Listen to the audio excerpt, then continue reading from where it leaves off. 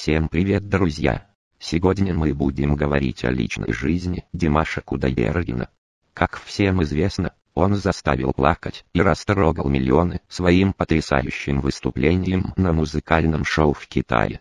Поэтому личную жизнь Димаша Кудайбергена засекретили, чтобы уберечь певца от китайских поклонниц. Недавно одно из китайских изданий рассекретило личную жизнь конкурсанта музыкального конкурса The Singer Димаша Кудайбергена, несмотря на то, что певец и его возлюбленная не афишировали своих отношений.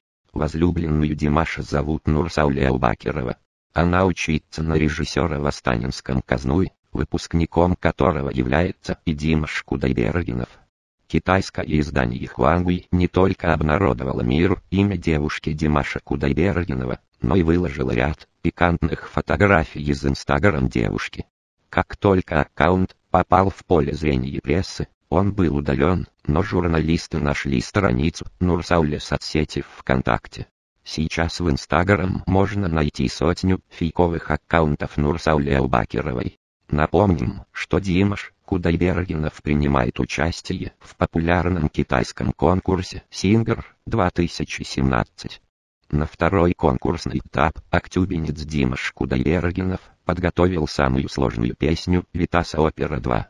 И справился с задачей великолепно, зал аплодировал стоя.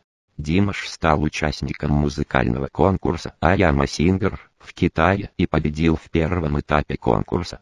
Казахстанец исполнил песню на французском языке «Sos de Unterinen de Tresse» на втором этапе конкурса и также занял первое место. На третьем, четвертом этапе певец занял третье место, а на пятом шестое место. На седьмом этапе одержал триумфальную победу, спев песню «Адажио». Ему всего 22 года, и он самый молодой из участников. Всего планируется 14 этапов. Фанатом пения Димаша стал даже сам Джеки Чан. На этом все, не забывайте ставить лайк и подписаться на канал. Спасибо за просмотр, всем бай-бай.